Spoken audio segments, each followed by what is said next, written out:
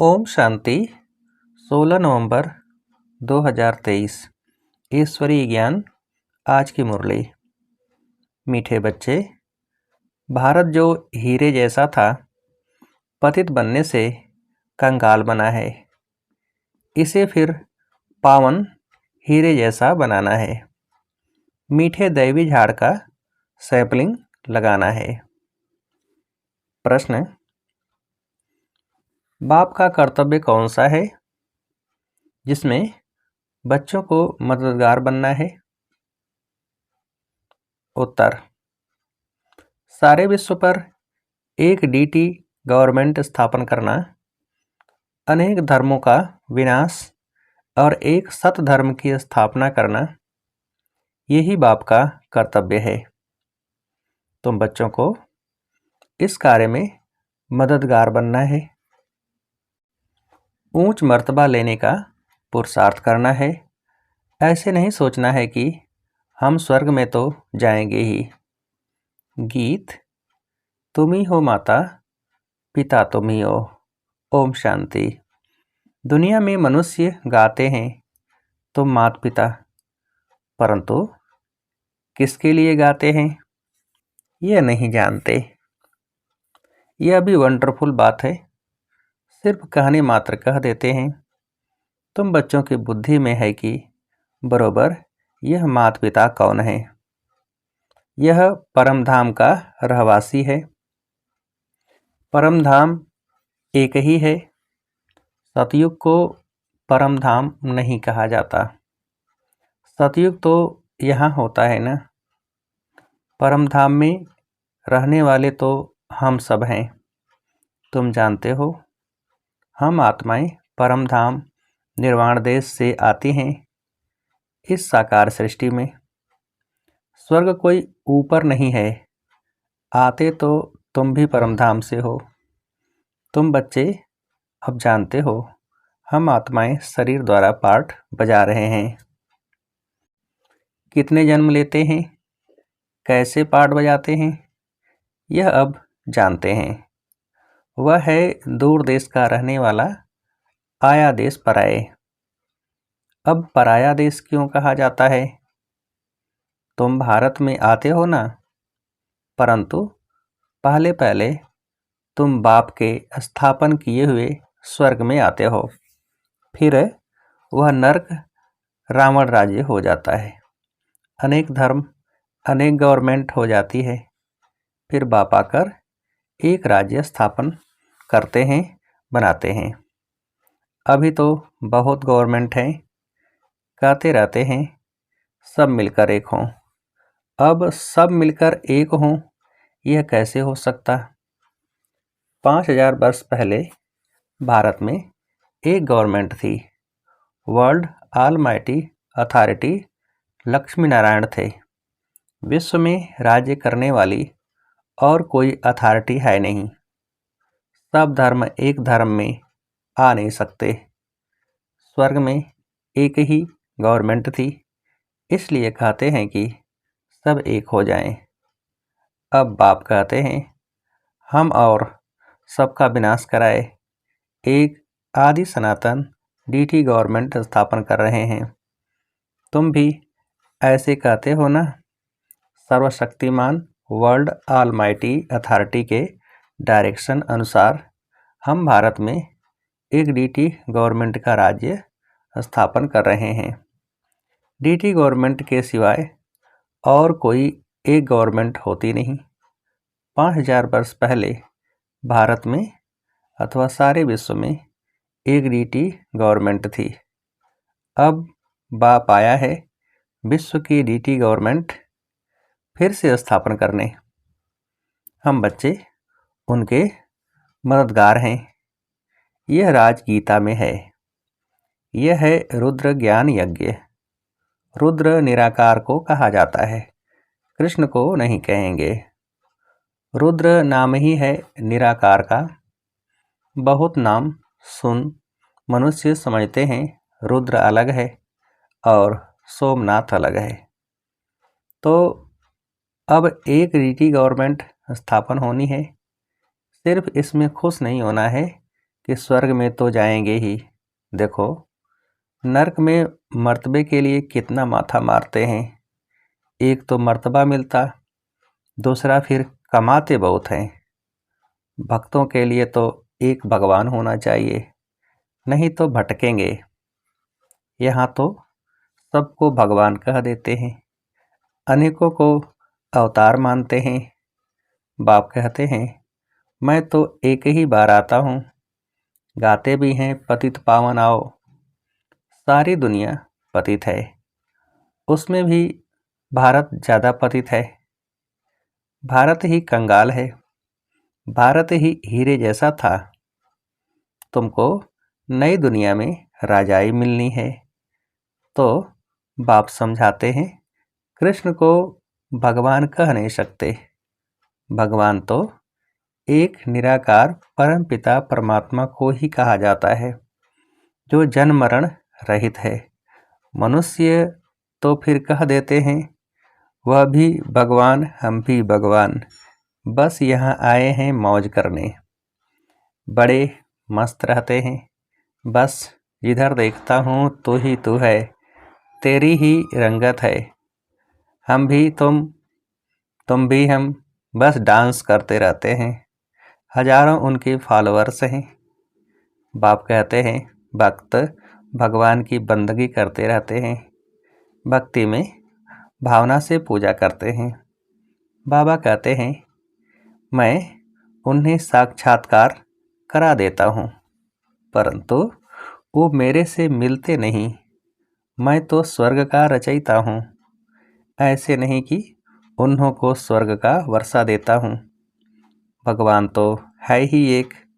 बाप कहते हैं सब पुनर्जन्म लेते लेते अबला हो गए हैं। अब मैं परम धाम से आया हूँ।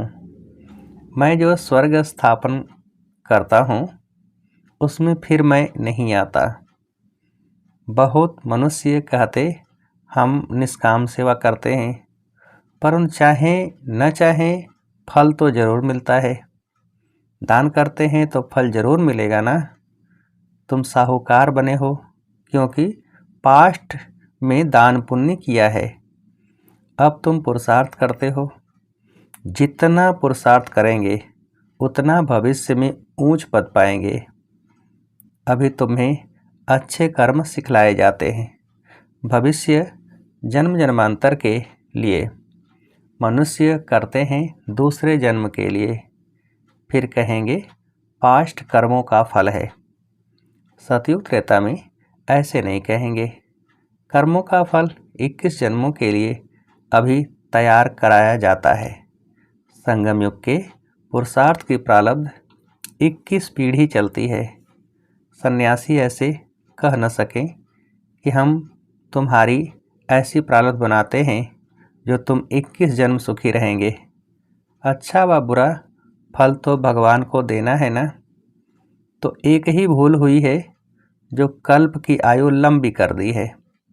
बहुत हैं जो कहते हैं 5000 वर्ष का कल्प है।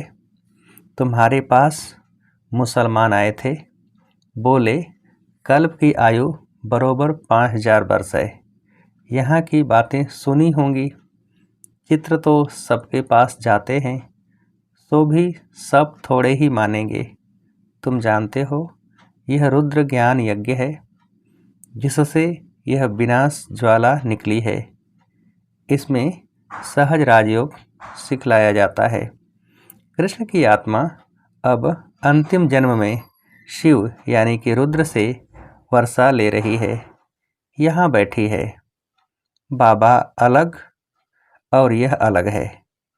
ब्राह्मण खिलाते हैं तो आत्मा को बुलाते हैं ना, फिर वह आत्मा ब्राह्मण में आकर बोलती है। तीर्थों पर भी खास जाकर बुलाते हैं। अब आत्मा को कितना समय हो गया, फिर वह आत्मा कैसे आती है, क्या होता है? बोलती है मैं बहुत सुखी हूँ, फलाने घर जन्म लिया है। यह क्या होता है? क्या आत्मा निकलकर आई? बाप समझाते हैं मैं भावना का भाड़ा देता हूँ और वे खुश हो जाते हैं। यह भी ड्रामा में राज है। बोलते हैं तो पाठ चलता है, कोई ने नहीं बोला तो नूध नहीं है। बाप की याद में रहो तो भी कर्म विनाश होंगे, अन्य कोई उपाय नहीं।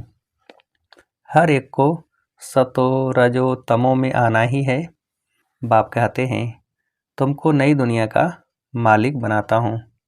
फिर से मैं परम धाम से पुरानी दुनिया पुराने तन में आता हूँ।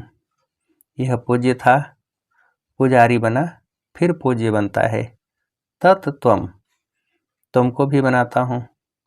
पहले नंबर पुरुषार्थी यह है। तब तो मातेश्वरी पिताश्री कहते हो।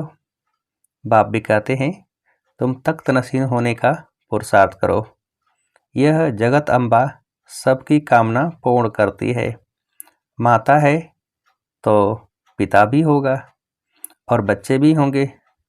तुम सबको रास्ता बताते हो, सब कामनाएं तुम्हारी पूरी होती हैं। सतयुग में बाबा कहते हैं घर में रहते भी यदि पूरा योग लगाएं तो भी यहाँ वालों से ऊंच पद पा सकते हैं। बाधेलियाँ तो बहुत हैं।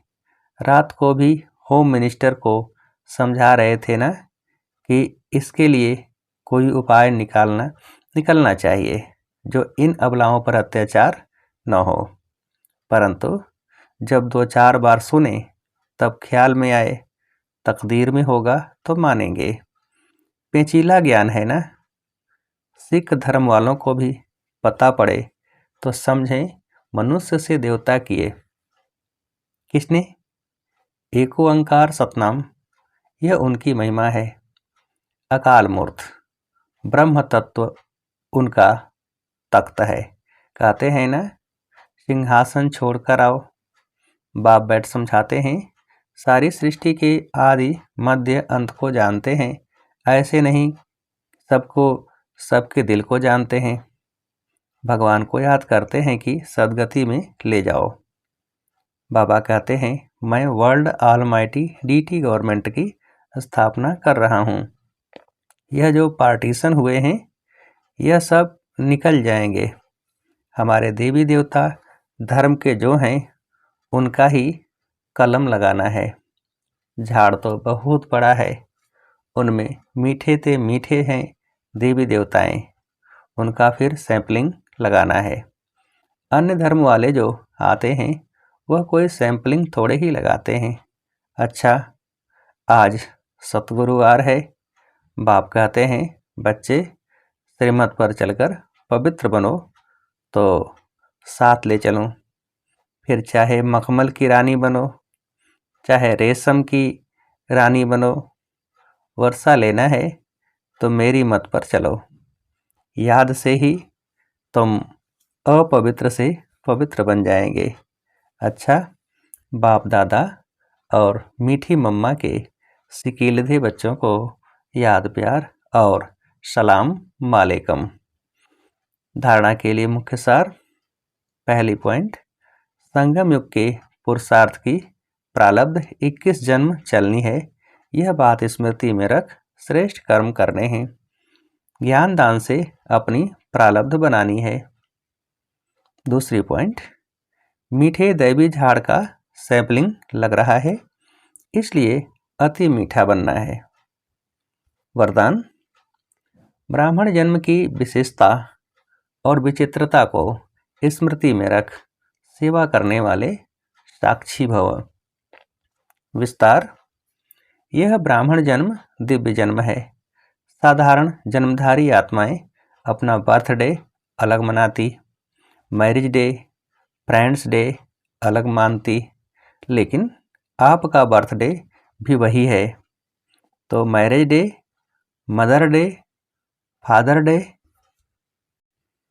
इंगेजमेंट डे सब एक ही है क्योंकि आप सबका वायदा है एक बाप दूसरा न कोई। तो इस जन्म की विशेषता और विचित्रता को स्मृति में रख सेवा का पाठ बजाओ। सेवा में एक दो के साथी बनो लेकिन साक्षी होकर साथी बनो। जरा भी किसी में विशेष झुकाव न हो।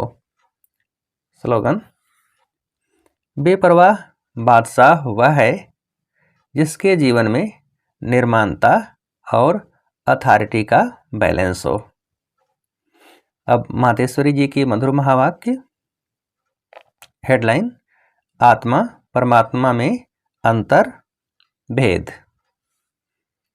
आत्मा और परमात्मा अलग रहे बहुकाल, सुंदर मेला कर दिया जब सतगुरु मिला दलाल।